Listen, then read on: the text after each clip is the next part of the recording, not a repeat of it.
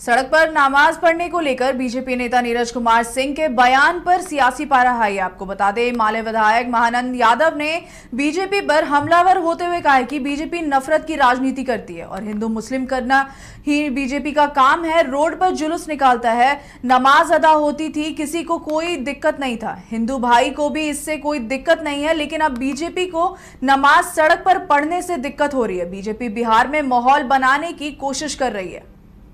देखिए, सड़क पर नमाज अदा करने का रोज का मामला नहीं है। ये जुमे के आखिरी नमाज के लेकर के पूरे परंपरा रही है।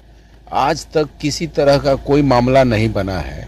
लेकिन बीजेपी को तो नुक्स चाहिए ना कि कौन ऐसा मुद्दा उठाए जिसमें हिंदू मुस्लिम का मुद्दा सामने आ जाए। तो हिंदू मुस्लिम हम करें कि रोड पर आप जुलूस निकालेंगे, रामनवमी के जुलूस निकालते हैं, सब चीज़ का जुलूस निकालते हैं, नमाज भी अदा करते थे, सब कुछ होता है। ये सब परंपरा रही है और हिंदू मुसलमान हिंदुओं को कोई दिक्कत नहीं। कहीं से कोई गांव से किसी का कोई गलत रिपोर्ट नहीं आया है। ये बीजेपी वाले नेता लोग इस तरह से माहौल बनाना शुरू कर दिया है। कहीं से आम जनता का कोई दिक्कत नहीं है। जनता भाईचारा चाहती है, जनता आपस में मेल जोल चाहती है, जनता किसी तरह के झगड़ा झंझट से में शामिल नहीं होना चाहती है। और आप समझ लीजिए कि बीजेपी के चाल को जनता समझ रही है। ये कितनों ही करना चाहेंगे, ये मुद्दा बनने वाला नहीं है। देखिए, सड़क पर नमाज पर राजनीति गर्मा गई है, लेकिन बिहार के जदयू प्रवक्ता मनीष यादव का सुर अलग है। जदयू प्रवक्ता मनीष यादव की माने तो जब अब मंदिरों के बाहर सड़कों पर लंबी कतार लग सकती है, तो नमाज के वक्त रोजगार, आपको बता दें, रोजगार अगर सड़क पर बैठते हैं, इसमें हर्जी क्या है। मनीष यादव की माने तो बिहार और देश की खूबसूरती है। हम अनेकता में एकता की बात करते हैं, यही भारत की मिट्टी में खूबसूरती है। एक धर्म के लोग दूसरे धर्म का सम्मान करते हैं, एक दूसरे के पर्व में उत्साह के साथ शामिल होते हैं और नवरात्र में तो बलि चढ़ाने की परंपरा है। और मस्जिद में जब भीड़ ज्यादा हो जाती है तो लोग सड़क पर नमाज पढ़ते हैं। मंदिर में जब भीड़ ज्यादा हो जाती है तो लोग सड़क पर कतार में लगते हैं। अभी रामनवमी आने वाला है और महावीर मंदिर में भीड़ होगी तो लोग सड़क पर ही कतार में लगेंगे और मुस्लिम समाज के लोग उन्हें शरबत पिलाते हैं। यही तो बिहार और भारत की खूबसूरती है। हम अनेकता में एकता। खबर भागलपुर के पीरपैंती के गंगा कछार वाले सुनसान दियारा इलाके की है, जहां किसान पके फसलों को काटने से डरते हैं क्योंकि अपराधी इलाके में घूमते हैं और फसल लूट लेने की बात करते हैं। आपको बता दें, कई दफा अपराधियों के पास से हथियार भी रहता है। वहीं पुलिस पेट्रोलिंग का दावा करती है, लेकिन धरातल पर यह नजर नहीं आता है। पीरपैंती के छोटी मोहनपुर के किसानों की समस्या सुनिए। किसान बताते हैं कि कुछ महीने पहले उन्होंने सरसों का फसल लगाया था। इलाके के बदमाश उसे काट कर लेकर चले गए। मक्के के खेत पर भैंस चरवा दिया गया। गेहूं पर चुका है लेकिन पक चुका है, लेकिन खेतों पर काटने के लिए नहीं जा पाते हैं क्योंकि अपराधी गोली बंदूक लेकर पहुंच जाते हैं। बता दें, लुटेरों से परेशान होकर कई किसानों ने खेती करना ही छोड़ दिया। एसडीपीओ ने आश्वस्त किया है कि पुलिस की मौजूदगी में फसल कटवाया जाएगा। यदि कोई अपराधी और दबंग किसानों को परेशान करेंगे तो उन पर कार्रवाई भी होगी। बहुत ज़्यादा आतंक करने लगता है किसान के ऊपर में। वो लोग मार पीट के किसान को भगा देता है। वो अपना कटवा उठवा के भैंसवार सबसे फसल बेच लेता है। रैचा, मटर, खेसारी सब जो होता है दिरा में ना, तो सब वो लोग लेकर चला जाता है, किसान लोग को भगा देता है। नापी कराने के लिए जाते हैं, अमीन सबको भी नापने नहीं देता है, भगा देता है। किसान सब साथ में जाते हैं। शहर चलता नहीं काटा पड़े आरो गंज वहाँ दमन करे लगे छे। इस फसल नहीं काटा पड़े छे, फसल बेची ले छे, जंगल झाड़ में बेची लेलको, भैंसवारा चराय बजा दे छे सब। यही बात हो छे। बदमाश डर हमरा ने घर धरी ले छे। कालगांव अनुमंडल 2 के कुछ थाने क्षेत्र जो है दियारा में पड़ते हैं, जैसे चाली दियारा, बाकरपुर दियारा और कुछ हिस्सा पीरपैंती खावी है दियारा क्षेत्र पड़ता है। इन जगहों पे वर्तमान में कृषि कार्य से कई तरह के फसल लगे हुए हैं जिसमें सरसों है, राई है, तो इसकी कटान और गेहूं भी है। कटान का समय आ गया है। समय आने पर वर्तमान समय में समय आ गया है, तो हम लोग थाने की फोर्स से गश्ती करा रहे हैं और अतिरिक्त फोर्स भी मंगवाने की व्यवस्था हम लोग कर रहे हैं। तो वहाँ पर आवेदन भेज दिया गया है। अतिरिक्त फोर्स तीनों थाना को दिया जा रहा है ताकि जो किसान खेत बोया है वही किसान खेत काटे। अररिया के रानीगंज थाना क्षेत्र में जमीन विवाद को लेकर देवर ने भाभी की हत्या कर दी। आपको बता दें, वहीं भतीजे पर भी हमला बोला गया जिससे वह गंभीर रूप से घायल हो गया। आरोपी देवर समेत 5 लोगों को पुलिस ने गिरफ्तार कर लिया है कि वो हमारे घर पे बहुत दिन से विवाद चल रहा था, जिसमें कि चंदेसर मंडल बहुत दिन से घात लगाए हुए रोज धमकी पे धमकी, गारे गलौज कि आज मारेंगे साले, कल मारेंगे, पूरे खानदान को मार देंगे। फिर वही अचानक कल के शाम का घटना है। वो प्लान कर के हमारे घर में जबरन घुस के मेरी पत्नी और मेरी माँ को एक दर से मारपीट और गाली गलौज करने लगा।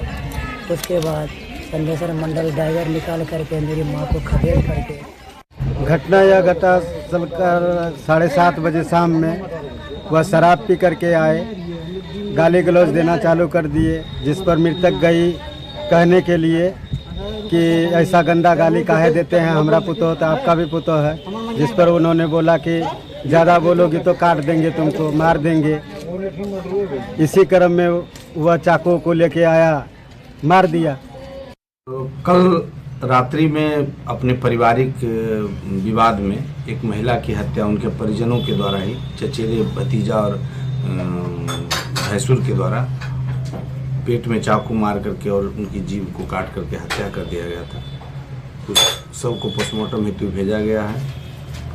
इसमें जो मुख्य अभियुक्त हैं, 5 अभियुक्त जिनके द्वारा घटना कारित किया गया है, वे सभी गिरफ्तार हो चुके हैं। उनकी गिरफ्तारी 12 घंटा के अंदर हो गई है और जिसमें अग्रतर जो कार्रवाई है हम लोग उसको कर रहे हैं।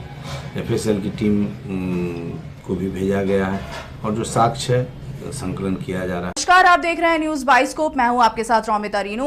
वक्फ संशोधन अधिनियम बिल को लेकर बिहार की राजनीति पूरी तरह से गर्मा गई। आपको बता दें, राजद के बाद कांग्रेस ने भी अब इस पूरे मामले के खिलाफ पटना में प्रेस कॉन्फ्रेंस कर विरोध का ऐलान कर दिया है। कांग्रेस के संयुक्त प्रेस कॉन्फ्रेंस को प्रदेश अध्यक्ष राजेश राम और विधायक शकील अहमद खान ने संबोधित किया है। जिस तरह से संविधान के मूल्यों जो बाबा साहब भीमराव अम्बेडकर का था, उसमें सबसे बड़ा मूल्य था धर्मनिरपेक्षता। आज हमारी धर्मनिरपेक्षता खतरे में। उसका जीता जाता उदाहरण वक्फ बोर्ड के निरंकुश तरीके से इसको दंड विहीन करना, अधिकार विहीन करना। इसलिए हम इस वक्फ बोर्ड बिल को अखिल भारतीय कांग्रेस कमेटी और बिहार प्रदेश कांग्रेस कमेटी घोर निंदा करती है। इसके हम घोर विरोध करते हैं। धर्मनिरपेक्षता को खत्म करने के लिए पहला प्रहार आपने जो है वक्फ बोर्ड को अधिकार को।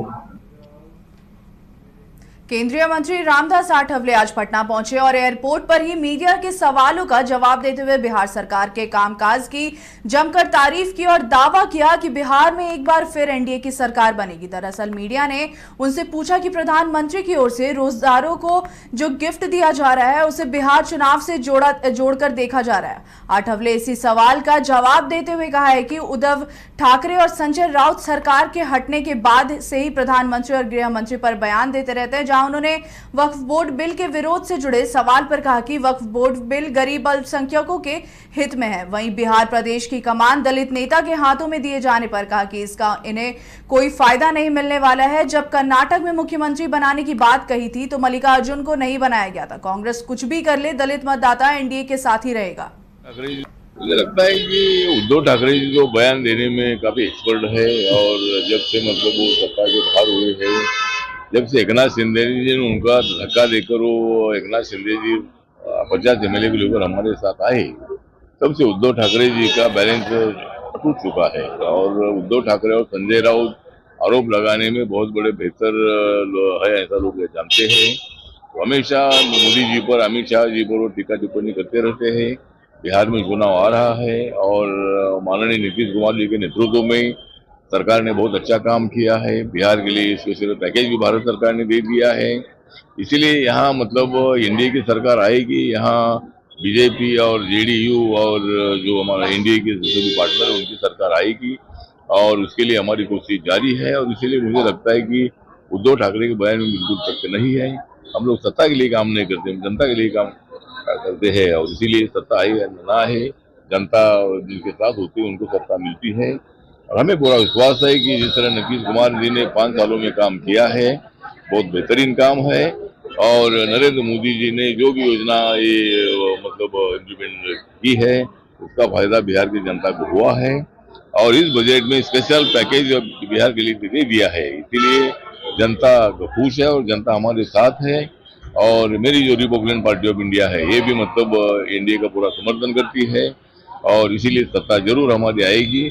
उद्धव ठाकरे कुछ भी बोलते रहे लेकिन हम सत्ता में आएंगे। बिहार में सर चुनाव है, कांग्रेस के बिहार के नए प्रदेश अध्यक्ष बने, दलित को बनाया गया, दलित वोटर को बिहार में लुभाने की कोशिश की जाए। मुझे लगता है कि कांग्रेस पार्टी तो इसी तरह का बहाना बनाती है। दलित को जब जब न्याय देने की आवश्यकता थी तो उन्होंने न्याय नहीं दिया। कर्नाटक में मल्लिकार्जुन खड़गे जी को मुख्यमंत्री बनाना था तो नहीं बनाया, अभी उनको पार्टी का अध्यक्ष बनाया है। तो मुझे लगता है कि कांग्रेस पार्टी टूट चुकी है, कांग्रेस पार्टी की ताकत एकदम कोलैप्स हो चुकी है और राहुल गांधी जी के नेतृत्व में कांग्रेस को इतनी सफलता मिलने वाली नहीं है। और इसीलिए मुझे लगता है कि कांग्रेस पार्टी ने अगर जरूर दलित का अध्यक्ष किया होगा लेकिन उसका उनको बिल्कुल फायदा होगा नहीं। लेकिन नरेंद्र मोदी जी ने, आप लोग जानते हैं कि आदरणीय रामनाथ कोविंद जी को राष्ट्रपति बनाया, आदरणीय द्रौपदी मुर्मू जी को ट्राइबल कम्युनिटी उनको देश का मतलब राष्ट्रपति बनाया है, तो एक बहुत बड़ी बात है। तो इसीलिए मुझे लगता है कि कांग्रेस पार्टी ने जरूर दलित अध्यक्ष बनाया होगा, उसका उनको कोई फायदा होगा नहीं। दलित वोट एनडीए के साथ रहेगा, मोदी जी के साथ रहेगा, नीतीश कुमार जी के साथ रहेगा।